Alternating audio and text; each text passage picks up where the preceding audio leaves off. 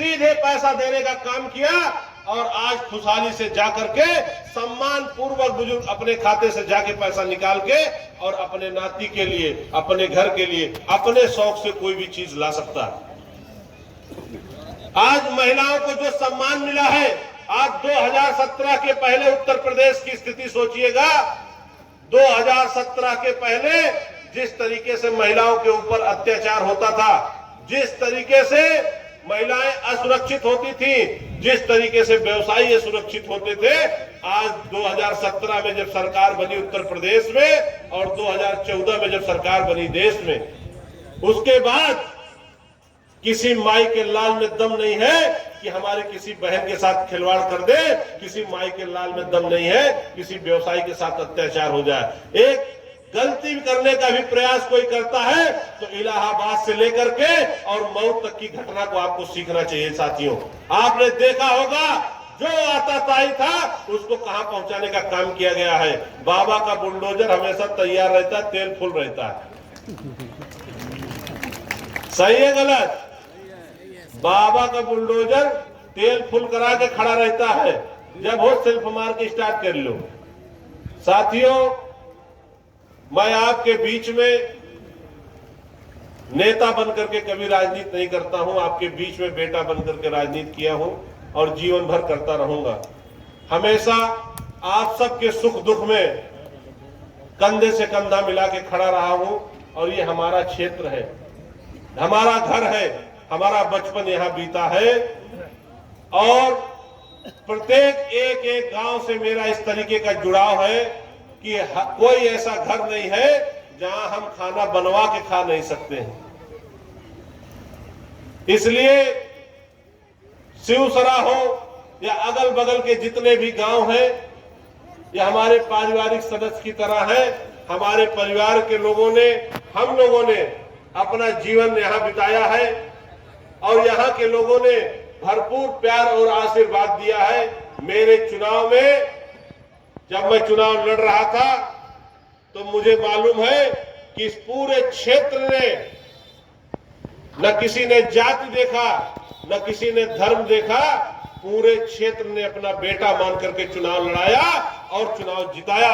मैं आप सबके लिए सबको हृदय से धन्यवाद देता हूं और ये वादा करता हूं कि आपने जो समझ करके हमको विधायक बनाया है, मैं आपके हर उन मापदंडों पे खरा उतरने का काम करूंगा। साथियों, आपने देखा होगा यही आपके बगल से सड़क बनी हुई है, चौड़ीकरण सड़क।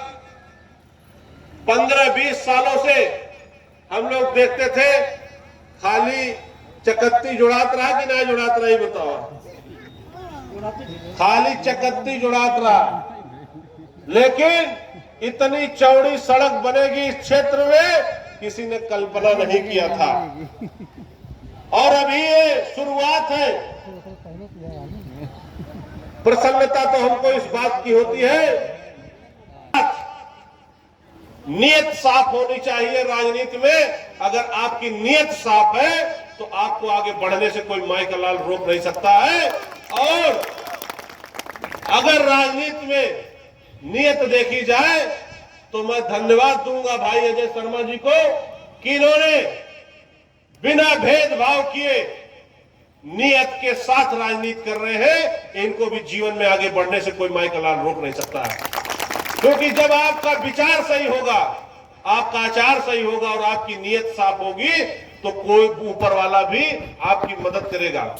आज हमारे दरवाजे पे मैं डंके की चोट पे कहता हूं, 2 साल विधायक बने हो गया, डंके की चोट पे कहता हूं कि किसी भी धर्म का, किसी भी जाति का अगर कोई मेरे दरवाजे पे आया है तो मैंने सम्मान उसको दिया है और सम्मान के साथ साथ उसका काम किया है। जितना मेरी क्षमता होती है उतना मैं लोगों के साथ खड़ा रहता हूं और मैं नीयत के साथ खड़ा रहता हूं, मेरी नीयत साफ है। इस नाते आज तक आपके बेटे को न कोई झुका पाया है और आपका आशीर्वाद रहेगा तो कोई झुका नहीं पाएगा। साथियों, मैं ये वादा करता हूं कि जितने लोगों ने हमारे साथ प्रयास करके जितने लोगों ने हमारे साथ मदद किया, हमारे साथ खड़े रहे, कभी जीवन में उनका सर झुकने नहीं दूंगा। हमेशा गौरव और सम्मान से उठता रहेगा। उनको ये महसूस होगा कि उनका बेटा, उनका लाल, उनका भाई उनके लिए हमेशा तत्पर खड़ा है और खड़ा होकर के कंधे से कंधा मिला के उनके साथ चलने का काम करूंगा। उसी प्रकार से साथियों, मैं आपको बताना चाहता हूं, हमारे भाई परवीन निषाद जी जो प्रत्याशी हैं, खलीलाबाद के विकास में, संत कबीर नगर के विकास में निर्विवादित होकर के, बिना किसी बवाल में, बिना किसी झंझट में फंसे हुए खलीलाबाद के विकास के बारे में इन्होंने कल्पना किया। मैं आपको एक छोटा सा किस्सा सुनाता हूं। हम सांसद जी दोनों लोग गए दिल्ली। हम लोगों को मिलना था रेल मंत्री से। हम नया नया विधायक बह रहे हैं तो बहुत तगड़ा जोश रहा कि चलो भाई रेल मंत्री से मिल आवा जाए। सांसद जी को लेके गए हम लोग। सुधांशु भाई भी थे हमारे साथ। हम लोग गए, अपनी फाइल दिए रेल मंत्री को कि अंडरपास खलीलाबाद में बन जाए, बहुत सालों से नहीं बन रहा है, लोगों की बड़ी समस्या है। तो रेल मंत्री जी उस फाइल को लिए और ऊपर वाला ही पढ़ के पीछे रख दिए। तो हमने, मंत्री जी ने कहा और कोई बात हो तो बताइए। हम कहे मंत्री जी 48 घंटा लग गया आपसे मिलने में और 48 सेकंड हमारी फाइल को आप दिए नहीं, तो आगे क्या बताएं, अब जा रहे हैं घर, बताने की सारी इच्छा हो गई खत्म। तो उन्होंने कहा देखिए ऐसा है, भारत अभी विकास कर रहा है। जिस पॉइंट पे फ्लाईओवर बन गया है, अभी बहुत ऐसे पॉइंट हैं जहां अंडरपास और फ्लाईओवर दोनों नहीं बन सकता। बहुत ऐसे पॉइंट हैं जहां कुछ भी नहीं बना है। तो अभी फ्लाईओवर बन गया है लेकिन अंडरपास नहीं स्वीकृत हो सकता। भारत अभी उसके लिए पैसा नहीं देगा रेलवे। लेकिन साथियों, मैं आपको बता दूं, हमने कहा मंत्री जी अगर हमारा पत्रवा आप पढ़े होते हो तो शायद ये बात न कहते हो। हम लोग पैसा आपसे मांगने नहीं आए हैं, पैसा आपको देने आए हैं, खाली एनओसी चाहिए। और मैं धन्यवाद देना चाहता हूं भाई परवीन निषाद जी को। इन्होंने कहा विधायक जी जितना पैसा लगेगा उतना पैसा साथ दिया जाएगा, पैसा दे करके और अंडरपास बनवाया जाएगा। इसकी जरूरत है खलीलाबाद को। इसके लिए चाहे जितनी मेहनत करनी पड़े हम लोग करेंगे। अपने पास से पैसा देना होगा तो पैसा देंगे। सबसे बड़ा पत्रकार। और उसके बाद